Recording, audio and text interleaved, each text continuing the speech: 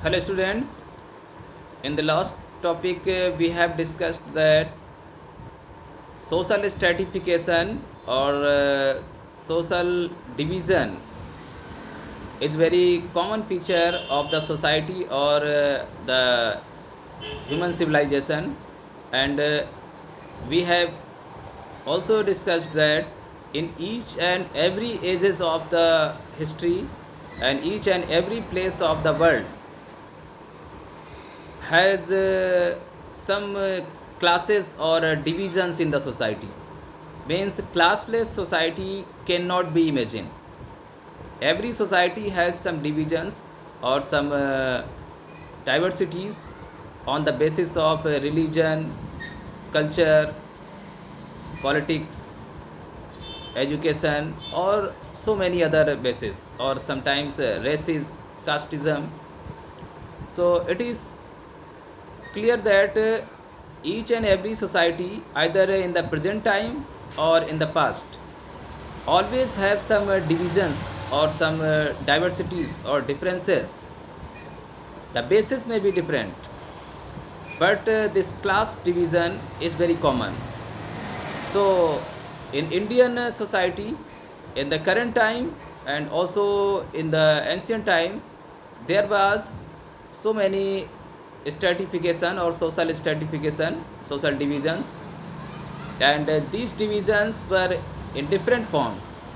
And we are taking the one form of this social stratification, and that is a special feature of the Indian society, and it is caste or casteism. The caste system or casteism is a unique and special feature of Indian society, and this is continuing and going on in the current time and coming from the ancient India. As we try to read the history or the different topics or ages of the history, then it is easily seen that from the Vedic age time period, there were the concept of Varnas, Varnas. In Sanskrit, this is called Vard. So this word system or word, or sometimes in the current time it has transferred or translated into caste or jatis. So this jati vyavastha or Varn vyavastha, this was continuing from the ancient time period, especially from the Rigvedic age. In Rig Veda also, that is the oldest book not only of the India, it is also accepted by all the scholars in the worldwide that the ancient book is Rig Veda. In Rig Veda, it is also mentioned in the Purush Sukta that Chatusht Varna, the provision of the four Varnas were started during the Rigvedic age time period, and these four Varnas or four categories of the society were called Brahmin, Kshatriyas, Vaishya, and Shudras. These four divisions were started during the Rigvedic age time period in ancient India, and this four Varna system was after 500 or 600 years later, this was converted into the jatis, and this Varna system was taken the form of jatis, and this jati system was again divided and redistributed, taken the form of different subcaste or subvarnas. And in the Rigvedic time period, Varna system was based on the occupation or the work. This was especially the work division. The work done by the Brahmin Varna was to read and write the Vedas and to spread the knowledge among the society. Means Pathan Pathan.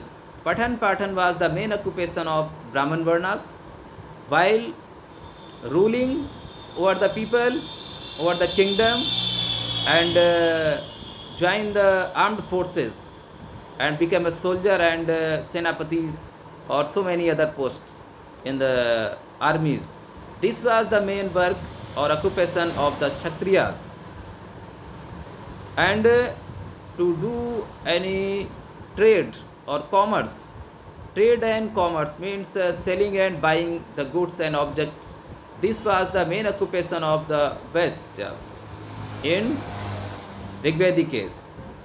And the last Varna, that is called the Sudras, their occupation or work was to serve above the all above the three categories.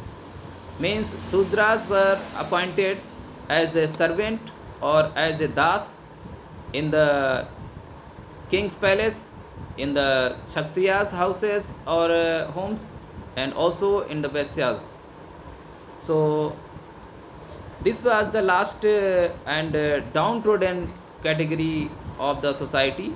Shudras, they have given the less privilege, less important in the society, and sometimes in the post Vedic age, means at the end of the Vedic age, these Vand system was converted into the Jati system, and the condition and situation of the Sudras was became very poor, and they were called untouchables, and this untouchability was continuing for thousands of the next coming years.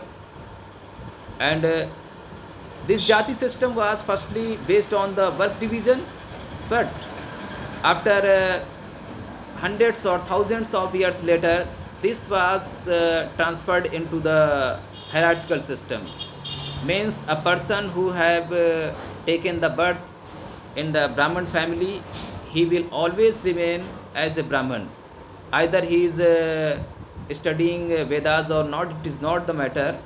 If he is doing any other work, or he is joining the armed forces, or doing the occupation of trade and commerce, but he will continue to remain in Brahmin caste. Means the work division caste system or Varna system was converted into the hierarchical or family caste system or family successorship. Thousands of years later, means about to the 10th century, and after the 10th centuries and up to the till now this present age, the casteism is now on the basis of the birth.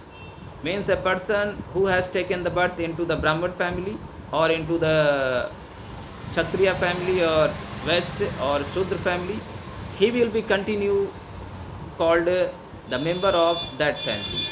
Either he is doing any work, it is not the matter. कहने का मतलब ये है कि जो कार्य के आधारित या ऑक्यूपेशन वर्क आधारित जो वर्ण व्यवस्था थी, वो आगे चल कर के धीरे धीरे जन्म पर आधारित जाति व्यवस्था में कन्वर्ट हो गई, और वर्ण व्यवस्था का स्थान जाति व्यवस्था ने ले लिया।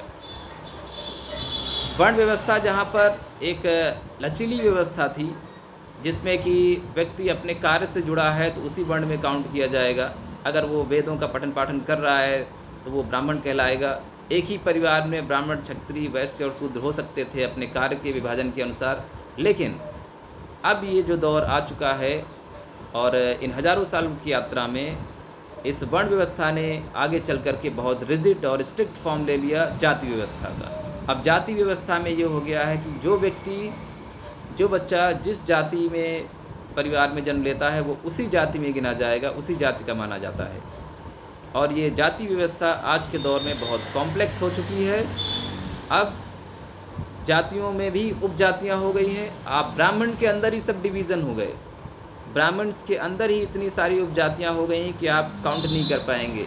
द्विवेदी, चतुर्वेदी, त्रिवेदी, शुक्ला, बनर्जी, चटर्जी, जाने पूरे ऑल ओवर इंडिया में जितने स्टेट्स हैं वहाँ पर डिफरेंट कैटेगरीज ब्राह्मण्स के अंदर ही डिवाइडेड हो गई हैं। ऐसे ही सेम क्षत्रियास में भी हो गया। क्षत्रियों में तो और ज़्यादा डिवीज़न हुए 10th सेंचुरी और 11th-12th सेंचुरीज़ में, जब राजपूतों की उत्पत्ति हुई।